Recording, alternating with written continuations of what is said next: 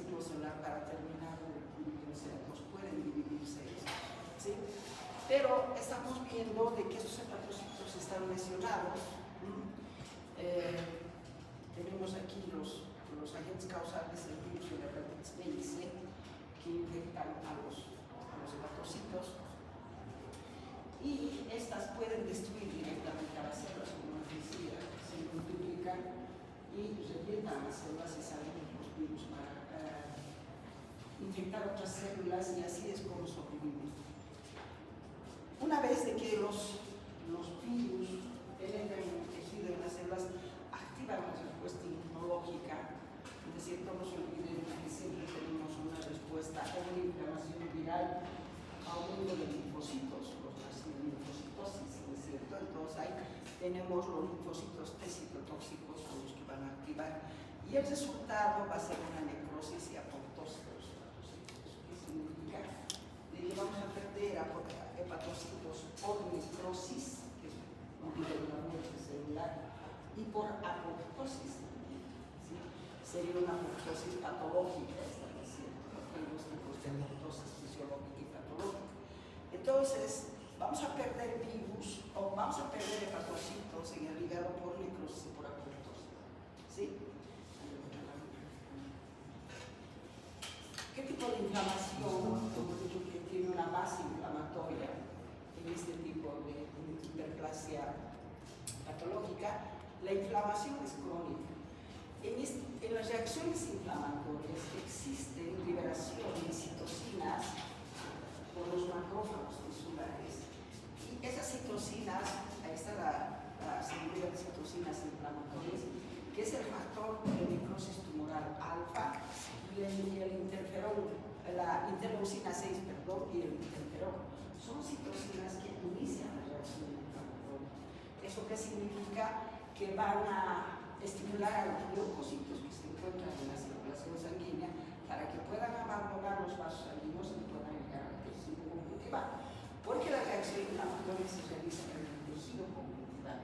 Entonces, ¿qué vamos a tener? Vamos a tener hepatocitos necrosados, y cuando hay hepatocitos necrosados, ¿cómo se eliminan los restos de estos hepatocitos? A través de la reacción inflamatoria. Por eso es que se instala la reacción inflamatoria. Pero vamos a perder también hepatocitos por apoptosis, por ambas vías de muerte celular vamos a perder los hepatocitos. Pero la necrosis, los hepatocitos mueren por necrosis, entonces esos restos tienen que ser eliminados por reacción inflamatoria. En cambio, aquellos hepatocitos que mueren por apoptosis directamente son eliminados por fagocitosis, ¿sí? Entonces ahí también se genera microambiente proinflamatorio y proliferativo.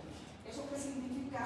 Significa de que las células madre tisulares, escuchen bien, los hepatocitos están enfermos, ¿no es cierto? Por la infección de los virus. Entonces, todos los tejidos del organismo tienen células madre tisulares. Estas células madre tisulares se van a estimular, y al estimularse, entonces van a empezar a generar mayor cantidad de hepatocitos nuevos, pero a través de la estimulación de las células madre tisulares se produce la hiperplasia compensadora patológica en este caso, porque estamos en un ambiente de inflamación, ¿sí? Todo esto es clave para que la regeneración ocurra en un contexto alterado, no fisiológico, inflamatorio. Activación de los hepatocitos. Aquí he puesto, los hepatocitos son células estables, ¿cierto? Ustedes ya saben. Los hepatocitos que sobreviven se encuentran en la etapa G0 y entran en el ciclo celular cuando son estimulados por los factores de crecimiento. O sea que aquí necesitamos factores de crecimiento. Estos factores de crecimiento son factor de crecimiento hepatocitario, el factor de crecimiento transformante alfa y el factor de crecimiento endotelial, ¿sí? Entonces, estos factores de crecimiento van a estimular a esos hepatocitos que no han sido atacados por el virus, ¿no es cierto? Y que se encuentran en la etapa de crecer. Esas, por la estimulación, van a entrar al ciclo celular y van a terminar viviéndose. Entonces, la hiperplasia patológica de la hepatitis viral es, uno, porque las células, los hepatocitos maduros se dividen por estimulación, pero también las células madre tisulares participan en este proceso de hiperplasia inflamatoria. ¿Sí? Resultado, proliferación compensadora igual hiperplasia, cuando estamos hablando de este tipo de hepatocitos maduros. Los que no están inflamados son los que van a permitir que entremos a ese ciclo celular y se divide. La división mitótica simétrica, ¿cierto? En cambio, la célula madre tisular realiza una división mitótica asimétrica, ¿no es cierto? Esto que significa que se va a dividir la célula madre tisular en dos células inmaduras, una se quiere del ciclo celular para mantener la población celular y la otra sale para poder madurar, ¿no es cierto? Esa división mitótica asimétrica. En cambio, los hepatocitos maduros siempre hacen su división mitótica simétrica. Entran como hepatocitos que tienen que dividirse en dos hepatocitos, ¿no es cierto? Y aquí. Participación de las células madre tisulares. Si el daño es severo, es severo. Si los hepatocitos no pueden proliferar suficientemente, los hepatocitos maduros existentes, se activan las células ovales. Las células madre tisulares en el hígado se llaman células ovales. ¿Sí? Entonces, estas células ovales, que son las células madre tisulares, realizan una división mitótica asimétrica. Se explica una célula madura, se queda en el ciclo celular y solo una sale para madurar y convertirse en hepatocito. El resultado de los hepatocitos pueden diferenciarse en hepatocitos polaricitos. ¿Sí?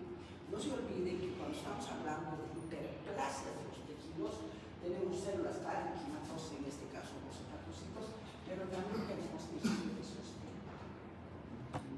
Y el tejido de sostén, ¿quiénes son los que fabrican las células mesenquimatosas como los fibroblastos? En el caso del hígado, la célula estelar. Pero acá estamos hablando de la célula oval, es la célula madre tisular. ¿Sí? Bueno, ahí tenemos por qué es patológico la hiperplasia. A diferencia de la regeneración normal, dice, en una hepatectomía, escuchen bien, en la hiperplasia ocurre en un ambiente inflamatorio. En la hepatectomía no hay ambiente inflamatorio, ¿cierto? En cambio, aquí sí hay un ambiente inflamatorio. Entonces hay un estrés oxidativo, daño permanente, que puede llevarnos a la regeneración desorganizada y puede darnos alteraciones genéticas que pueden ir acumulándose por el problema de la infección viral. No se olvide que los virus interactúan con el ADN de la célula, ¿no es cierto? Para poder duplicarse, entonces esa nos puede llevar a una serie de alteraciones y mutaciones de los genes y eso se va acumulando y por eso es que tenemos la hiperplasia patológica, porque está sobre un terreno inflamatorio y puede haber acumulaciones de alteraciones genéticas celulares, ¿sí?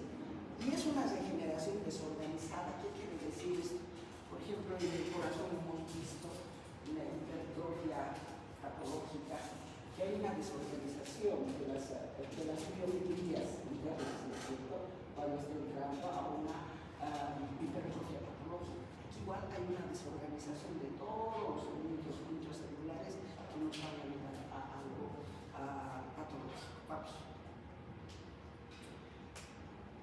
¿Cuáles son las consecuencias a largo plazo? Si el estímulo es persistente, vamos a tener una hepatitis crónica. ¿Sí? Una hiperplasia repetitiva o repetida, regeneración continua. Continuamente esta regeneración. La activación de las células estrelladas.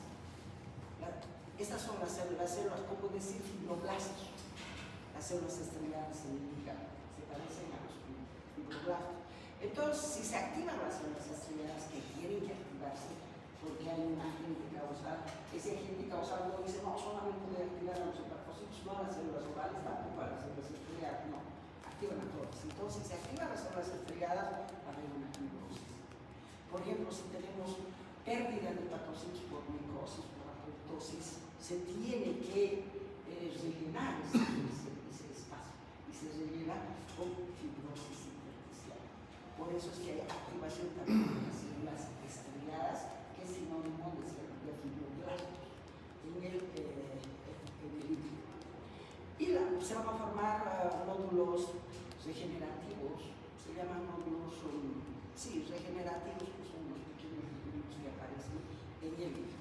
Puede evolucionar a una cirrosis por la fibrosis intersticial exagerada o a un carcinoma hepatocelular, porque la anterior lámina, la anterior, alteraciones genéticas acumuladas. Estas alteraciones genéticas se pueden ir acumulando y nos van a dar a mutaciones de los genes, y eso nos va a producir un hepatocarcinoma. Puede llegar a ser un hepatocarcinoma. No se olviden que muchos virus son agentes causales para que aparezcan tumores malignos, especialmente carcinomas. Los carcinomas son tumores malignos de los que existen. Sí, vamos. Los virus,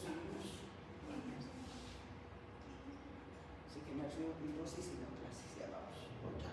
Esto ya me había explicado eso, claramente, tan anterior. Consecuencias a largo plazo, esto ya he dicho, resumen, hiperplasia en hepatitis viral es compensa por no.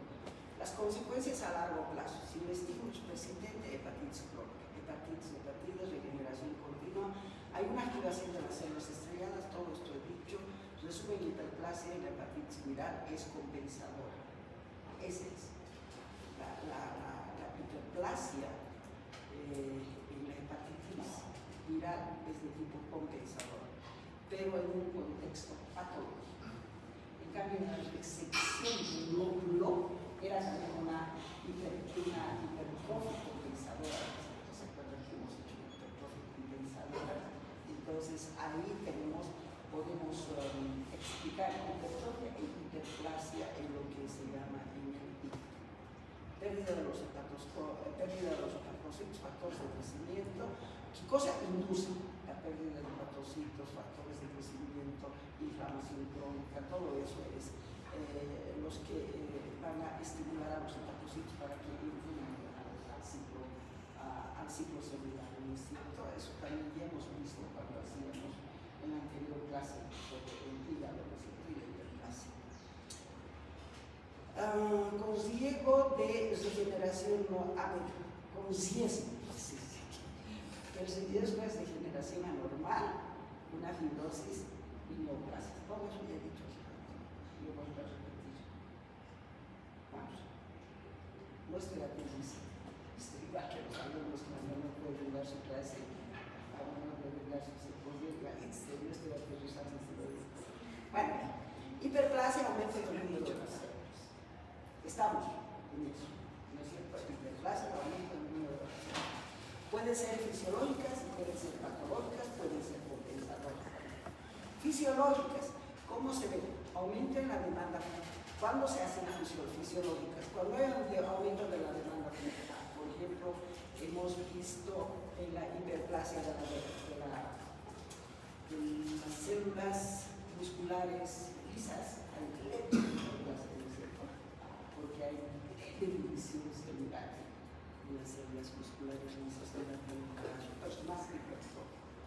Estímulos endocrinos, por ejemplo, el hiperestrogenismo, aquí nos puede llevar a la hiperplasia, que es el aumento en el número de las células, a que haya mayor cantidad de glándulas endometriales, porque las glándulas endometriales son células epiteliales, es decir, están formadas por células epiteliales, y las células epiteliales son láminas, y siempre están dentro del ciclo solar, cosa antes de que se están dividiendo. Esas son las que sufren hiperplasia. También hemos visto el hígado, ¿no es cierto? Exceso de nutrición. Vemos la obesidad, pues, exceso de nutrición para la hiperplasia. Aumento del flujo sanguíneo porque llega mayor cantidad de nutrientes, de oxígeno, todo. Factores mecánicos y la anoxia del miocardio. Morfología. Esto es importante porque en el texto no le están hechas morfologías, no habla de morfologías. Entonces, miren las las células hiperplásicas. En morfología tenemos que ver en tejidos lábiles y tejidos estables, son las que van a sufrir hiperplasias por la capacidad de división que tienen las células de estos tejidos. Entonces, ¿qué vamos a tener? Proliferación celular, muchas células, pero las células, ¿cómo van a ser? Miren, pequeñas. Esa es la diferencia de la hipertrofia. En hiperplasia las células son pequeñas, son muchas células pequeñitas. Y los núcleos son prominentes aquí en la hiperplasia. Y hay una basofilia. ¿Por qué la basofilia? Por la actividad metabólica que realiza todos los organismos en la circulación. Por eso es la basofilia. Cuanto más basófilas, más basolitas. No son azules los citoplasmas con funciones de los toxinas o eosinófilas, son rosadas, porque tenemos muchas proteínas que son ácidas, ¿cierto? Pero en estas células que están en hiperplasia, su citoplasma es basófilo, quiere decir que tiene mucha actividad metabólica, ¿sí? Eso es importantísimo. Y el núcleo prominente. Si bien las células pequeñitas, su núcleo es prominente, eso significa que esa célula tiene bastante actividad metabólica cuando el núcleo es prominente, y además aquí faltan nucleolos visibles. Si por ejemplo yo veo un núcleo en una célula voluminoso, un núcleo voluminoso, digo, esta célula tiene actividad metabólica aumentada. Pero si veo al lado otra célula que tiene 3 nucleolos, digo, esta tiene más actividad metabólica que esta. Los nucleolos deben ser una actividad, es el marcador de la actividad metabólica de las células. Más nucleolos, más actividad metabólica. Menos nucleolos, menos actividad metabólica. Eso significa. Consta como son, está aquí, pero está así. Vamos otra. Bien, ahí termina lo que es hiperplasias. Hemos hecho hiperplasia fisiológica, hemos hecho hiperplasia compensadora, hemos hecho hiperplasia patológica. En un ambiente, cuando se dice hiperplasia patológica, cuando se desarrolla en un ambiente inflamatorio. ¿No es cierto? Ejemplo, hepatitis viral. ¿Sí? Vamos a la metaplasia. ¿Qué es la metaplasia? Bien, es el cambio de una célula madura o célula diferenciada, quiero mismo, célula diferenciada o célula madura, ambos términos se pueden utilizar. Me voy a quedar con célula diferenciada. Es el cambio de una célula diferenciada, pero lesionada. Parece que el libro no habla de estas células maduras lesionadas, dice directamente célula madura. Y te dice, es el cambio de la célula madura por otra célula madura bien normal de la misma línea germinativa. Así es. Lo correcto es decir que es el cambio de una célula madura o diferencial lesionada por otro tipo de célula madura también, pero normal, de la misma línea germinativa. ¿Qué quiere decir eso? Epitelio por epitelio. Si se ha lesionado una célula epitelial y no puedes regresar a ser normal, mejor cambiar. Hay que cambiarla por otra célula epitelial. Si es una célula muscular, ¿no es cierto?, que no puede volver otra vez a ser normal, mejor cambiar. Tal vez por otro tipo de célula que pertenezca al mismo tejido conjuntival, que no siempre sea el músculo, podría ser el hueso, que es el tejido conjuntival también puede ser. Epitelio por epitelio, tejido conjuntival por tejido. Todas las células del organismo tienen capacidad de sufrir metaplasia. ¿Qué es la metaplasia? Es el cambio de una célula madura lesionada por otro tipo de célula madura de la misma línea germinativa. ¿Eso qué significa? Por ejemplo, las células epiteliales, ¿a qué línea germinativa corresponden? A la línea germinativa endodermo. Endodermo.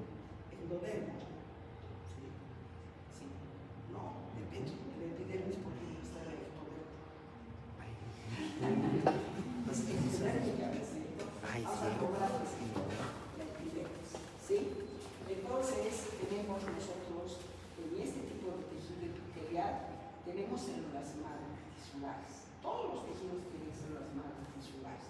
¿Qué son las células madre tisulares? Eso tienen que entender para entender esta reprogramación fenotípica.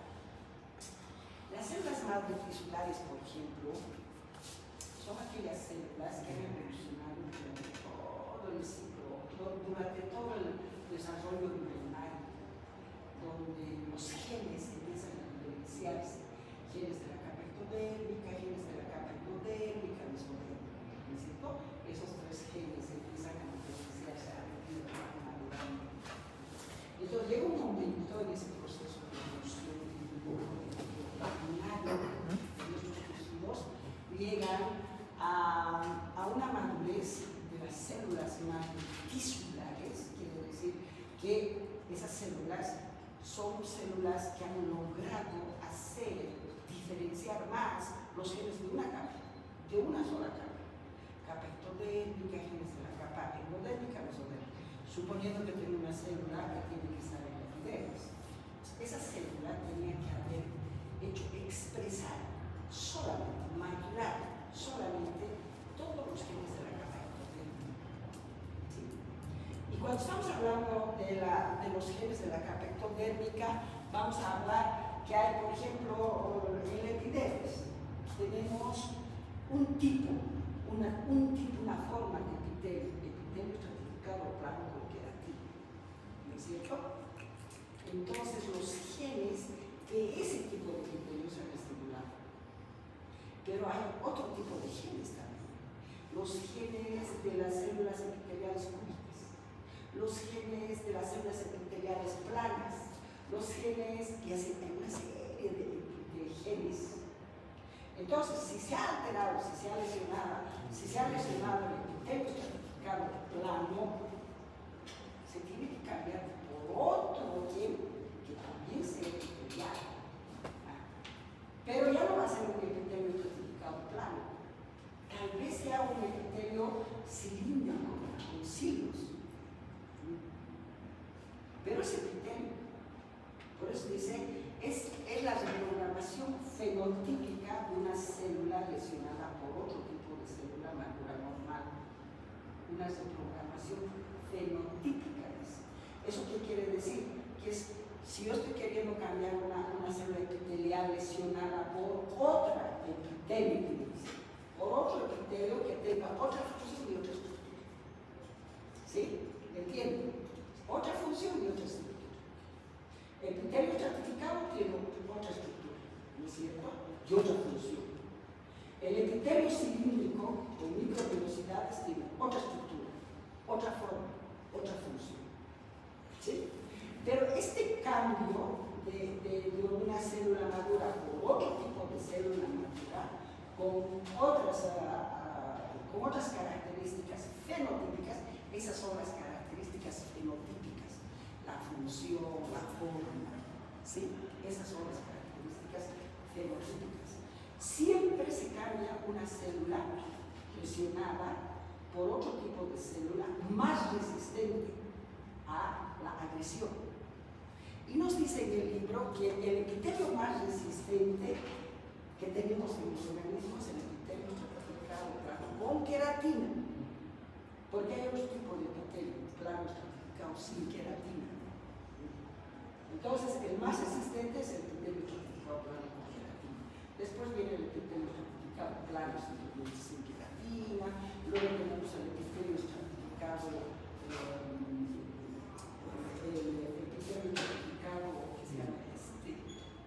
que cambia de ¿Urotelio? ¿Urotelio? Está en el urotelio, pero ¿qué es de transición. Ese después viene el epitelio transicional, después vienen los epitelios simples, el cúbico, el cilíndrico, etc. ¿Sí? Entonces, eso es lo que nos dice este tipo de metaplasia. La sustitución de una célula lesionada por otro tipo de célula madura normal de la misma línea germinativa. Eso es. Ahí vamos a leer eso. En el caso de una célula madura o diferenciada lesionada por otro tipo de célula madura normal de la la misma línea germinativa, epitelio por epitelio, tejido conjuntival por tejido conjuntival, todos tienen capacidad de sufrir capacidad. Ocurre dentro de la misma línea germinativa, no es transformación maligna. La metaplasia tienen que tomar en cuenta que no es transformación maligna, pero es altamente susceptible a ser altamente susceptible, pero no es maligna. Es una respuesta a estrés crónico o licitaciones. Mecanismos, ¿cómo se produce? Miren, es el resultado de una reprogramación fenotípica, no es reprogramación genética, es reprogramación fenotípica, forma y función. Otra forma de tejido, otra función de tejido. Eso quiere decir reprogramación fenotípica a nivel de las células madre tisulares, llamadas aneuploidiformes. No es en cualquier célula. En las células madre tisulares tiene que estar la reprogramación fenotípica. Ya saben que las células madre tisulares tienen los tres grupos de genes, correspondientes a la mesodermis. Si por ejemplo es un epitelio estratificado plano, entonces seguramente está estimulada los genes de la capa epitelial. ¿Qué ha pasado con los otros genes? Genes de la capa endodérmica, los genes de la capa mesodérmica, se encuentran ahí, pero que no se expresan. No se expresan, pero están ahí, dormidos. ¿Sí? Por eso es que cualquier rato esa célula puede cambiar su reprogramación y aparece otro tipo de tejido. Puede ocurrir eso en las células, en los tejidos. Vamos a ver, intervienen los factores de crecimiento, las citocinas y las señales de microorganismos. Estos son los factores que nos pueden llevar a este tipo de respuesta de adaptación metacelular. Se presentan cambios en la expresión clínica del estado. Se activan rutas alternativas de diferenciación, ¿no es cierto? ¿Por qué se produce? Las causas. Es un tipo de adaptación protectora frente a agresiones persistentes. Tiene que ser constante las agresiones y no puede escapar las agresiones persistentes. ¿Cuáles son los estímulos más comunes? Visitaciones crónicas, inflamaciones persistentes, sustancias tóxicas, deficiencias nutricionales como la de la vitamina A. Por ejemplo, la deficiencia de la vitamina A nos va a ayudar a aumentar las escamas a nivel respiratorio. Eso es importantísimo. Esta deficiencia de la vitamina A nos lleva a producir metaplasia epitelio estratificado en las vías respiratorias. ¿En qué tejidos ocurren? En tejidos epiteliales, mucho más son en los tejidos epiteliales, son muy frecuentes en los tejidos epiteliales, pero no se escapan los tejidos conjuntivales también. Los tejidos conjuntivales también sufren metaplasia. Por ejemplo, si ha habido un desgarro muscular frecuentemente se desgarran los músculos, entonces va a llegar un momento en que en vez de aparecer músculo, de formarse otra vez músculo, se va a formar hueso. Eso es un tipo de metaplasias.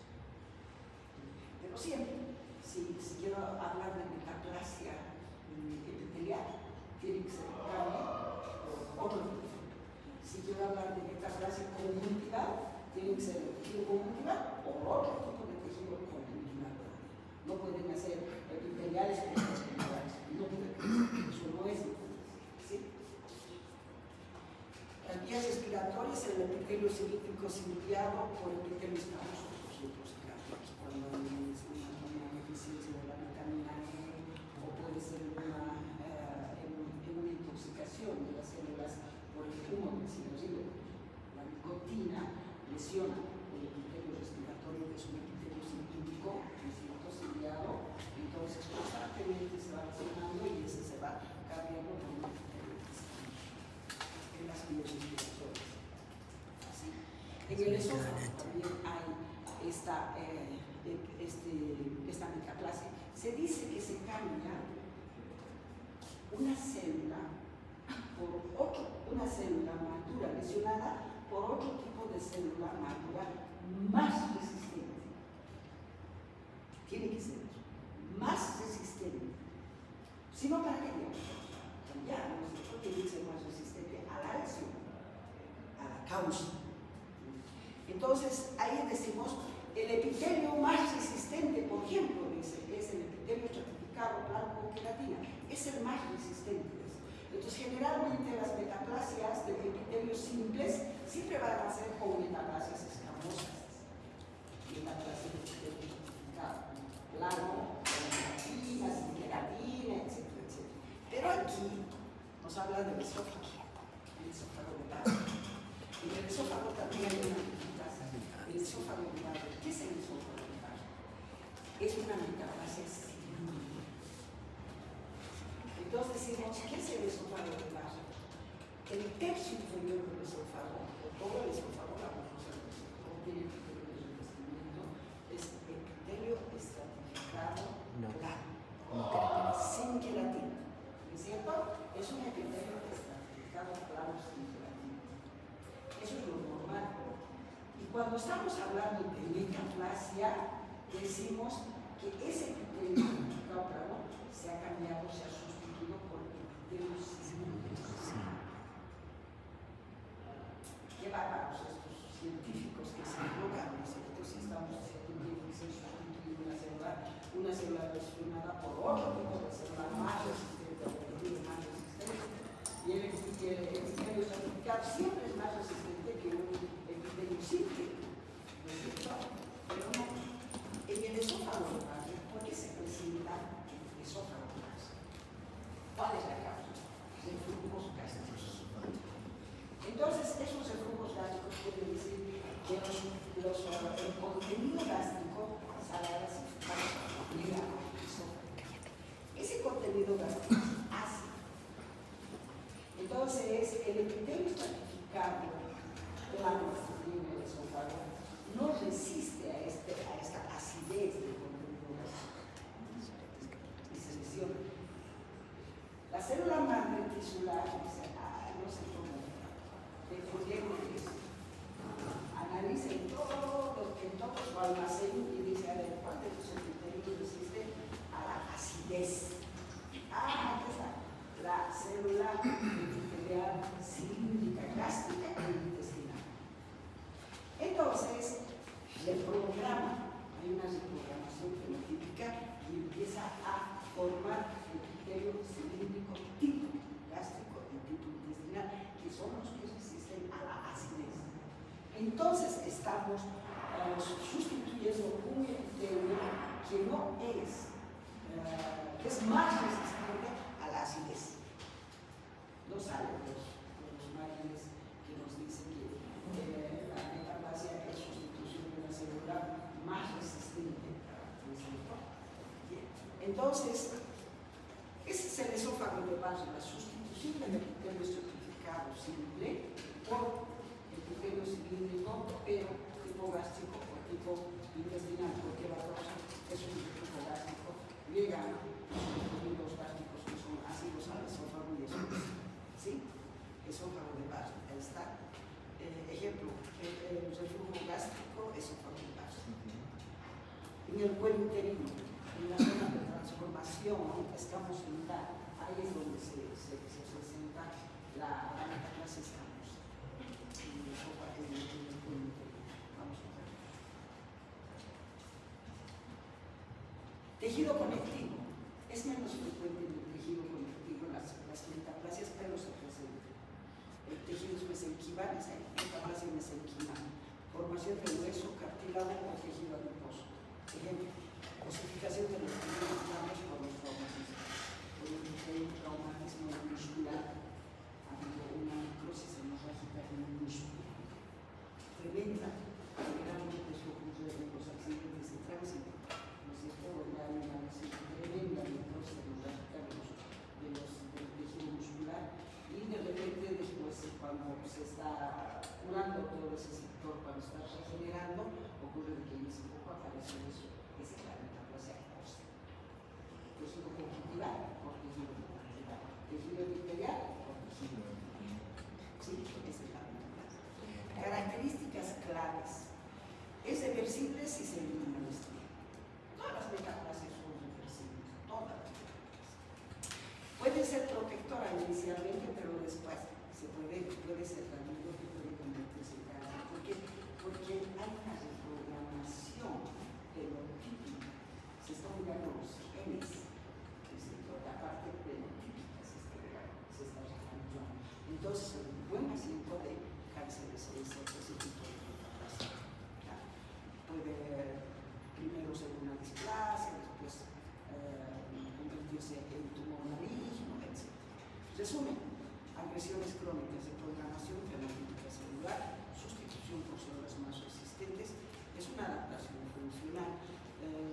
Si persiste, hay riesgo de progresión patológica. ¿Sí? ¿Vamos a ver? ¿Cómo se realiza la programación fenotípica de las células lesionales sin convertirse en otro tipo de células? ¿Cuáles son las desventajas? La programación fenotípica de la célula lesionada es un proceso de adaptación en la que una célula lesionada cambia su identidad funcional y estructural. Conste con eso. Para sobrevivir frente a un estímulo adverso. Esto se conoce como metástasis. Esto es un resumen de todo lo que se ha dicho, que está mucho más ordenado. ¿Sí? ¿Cómo se realiza la programación fenotípica? Esta, mediante una reprogramación fenotípica de las células madre tisulares. El proceso se da en varias etapas. Primero hay un estímulo persistente.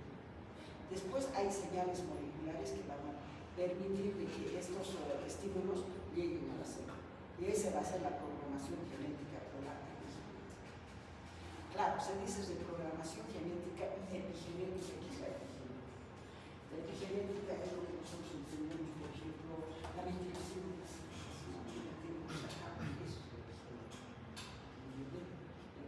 La ventilación en este segmento, la acetilación, mejor sería eso. Todo eso ocurre aquí en la reprogramación. ¿Sí? Cambio en la expresión de los genes, que son los factores de transcripción, ¿es cierto?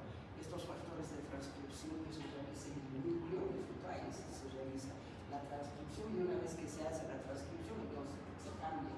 Dice, ya no vamos a formar este tipo de células, sino otro tipo de células, y hay una serie de modificaciones, que es la epigenética, modificaciones epigenéticas de la metilación del ADN, la acetilación de la histona.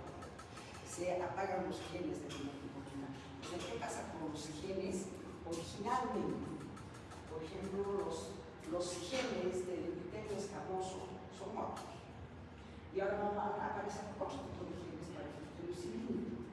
Estos genes del epitelio escamoso se duermen, quedan en estado oscuro y aparecen los otros, se expresan los otros. Todo eso ocurre siempre con una reprogramación genética y alteraciones en la metilación. ¿Sí? Se apagan los genes del fenotipo original y se activan genes de otra estructura y función de la célula, otras células con otras estructuras y funciones. Por ejemplo, el epitelio escamoso plano con queratina tiene una función de proteger, ¿no es cierto?, los traumatismos. La queratina es una sustancia que protege traumatismos. Tenemos en la piel el epitelio conectado con la queratina, es la más resistente.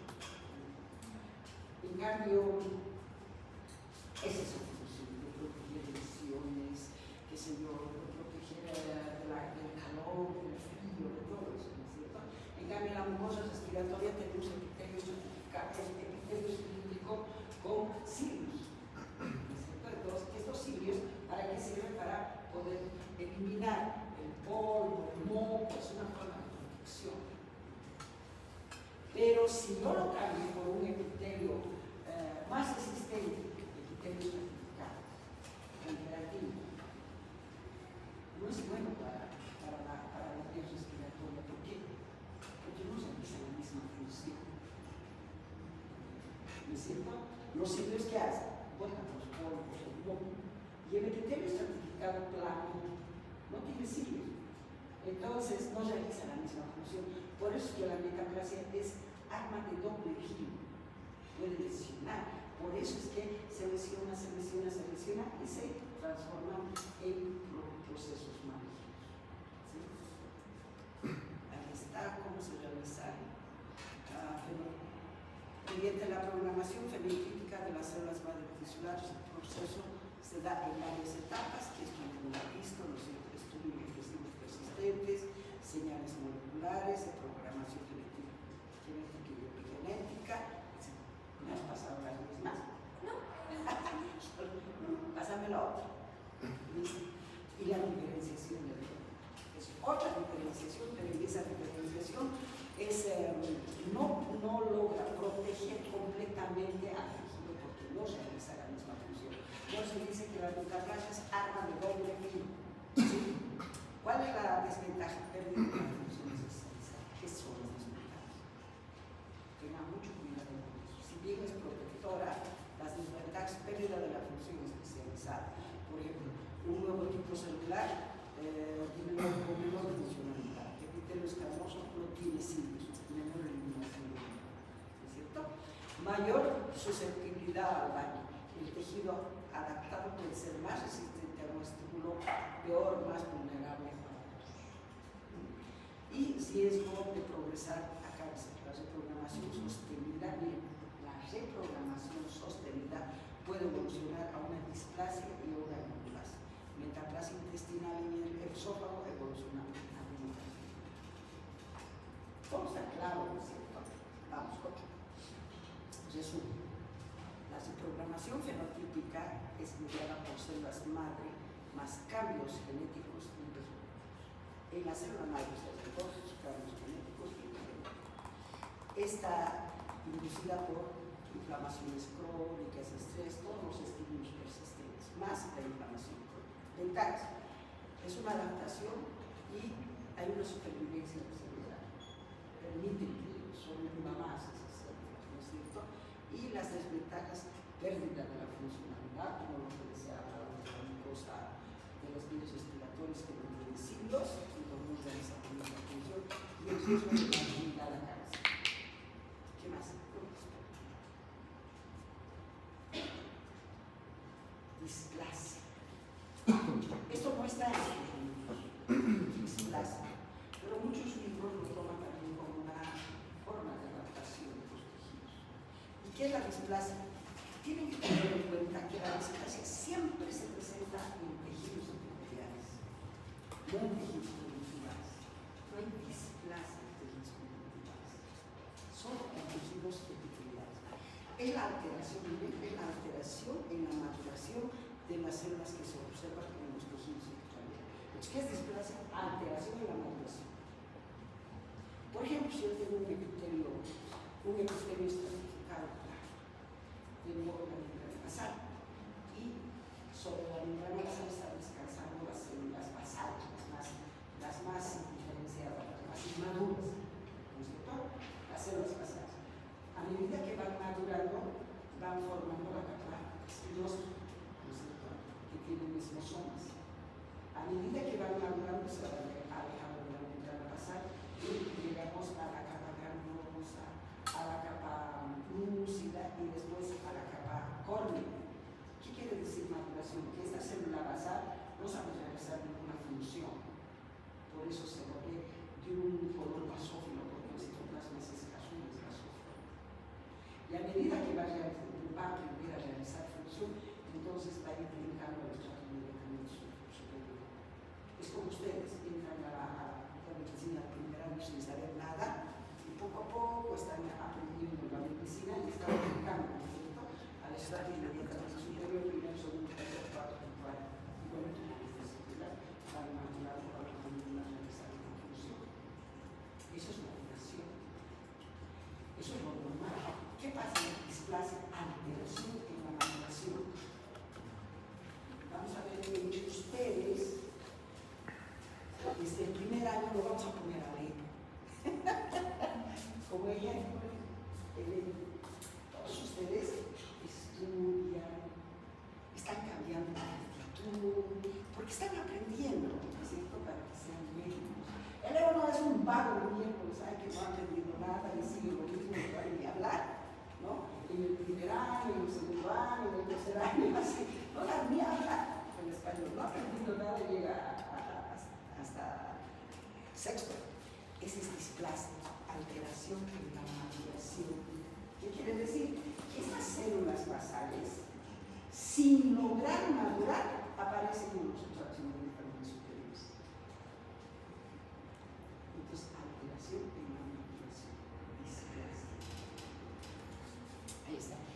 es la alteración en la maduración de las células que se observan en los tejidos epiteliales, acompañados de variaciones en el tamaño y forma de las células. En una displasia vamos a ver, por ejemplo, diferentes formas, diferentes coloraciones, núcleos más grandes, núcleos más pequeños, todo eso acompaña a la displasia. ¿Sí? Pero lo más importante es alteración en la maduración de las células. Si están maduras, aparecen en el estratos inmediatamente superiores. ¿Sí? Bueno. Pero además de alterar la maduración, altera su forma. Ustedes saben muy bien, menos maduras, más chiquititas, más vasodiladas. Más maduras, más grandes, con más citoplasma, con un núcleo más chiquitito, todo cuando está madurando la célula cambia también la forma. Pero como aquí hay alteración en la maduración, entonces también hay alteración en las formas. Hay alteración en las formas, alteración en la maduración y alteración en la función. Todo eso acompaña a la displasia. Siempre se presenta en tejido. Epiteliales de un tejido. No podemos hablar de tejido conjuntival en displasia. ¿Sí? Patogenia o mecanismo. La causa son estímulos crónicos que alteran la maduración normal de las células para que no maduren. Estas alteraciones se presentan en los tejidos epiteliales maduros. No podríamos hablar de displasia en un tejido epitelial inmaduro. ¿Cómo vamos a decir que células están inmaduras si todos son inmaduras?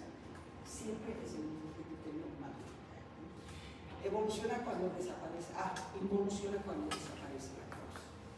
Puede ser una displasia leve. Retiramos la causa y vuelve otra vez a ser normal. Puede ser eso. Pero si continúa, esta displasia se puede convertir en neoplasias, en normalismo. Si estamos hablando de tejido epitelial, generalmente la displasia nos va a dar carcinomas. Porque los carcinomas son tumores malignos de origen epitelial. Y la displasia se presenta en tejido epitelial. ¿Sí? Por eso es que puede llegar a ser carcinomas.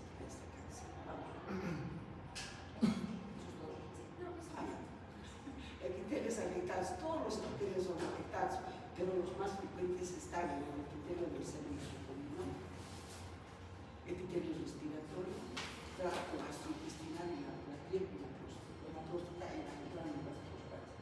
No se olviden que la próstata tiene componente epitelial y componente conjuntival. Estamos hablando de componente epitelial. Ahora, para clasificar a las displasias, hay diferentes tipos de clasificación de las displasias. Y el más común y el más fácil es estas gradaciones. Tenemos el de bajo grado, de alto grado, o grado 1, grado 2, grado 3, hasta llegar a carcinoma visible. ¿Cómo hacemos este tipo de gradaciones? Por ejemplo, en un epitelio estratificado, vamos a ver, en la piel. En la piel tenemos la membrana basal, ¿cierto? Luego la primera capa es la capa basal. Las células en la capa basal tienen los núcleos perpendiculares a la membrana basal. Así se presentan las células, en ordenadas. En este caso, plasma basófilo. Estas células se dividen en dos divisiones mitológicas. La más madura pasa al estrato inmediatamente superior. Y a medida que va madurando, va cambiando de forma. ¿Cómo? Esa actividad que hace la más madura forma queratina. Por eso que tenemos primero la capa espinosa, después viene la capa granulosa. En la capa granulosa, ¿qué es lo que vemos nosotros? La queratina, o sea, la queratina, que ya se forma en el citoplasma. Luego la queratina, capa lúcida de esta. Y después la célula más madura, que está en la capa lúcida, va a secretar queratina para cambiar. Así maduran las células. A medida que maduran, cambian de forma, cambian de coloración. ¿Sí? Entonces, cuando estamos hablando de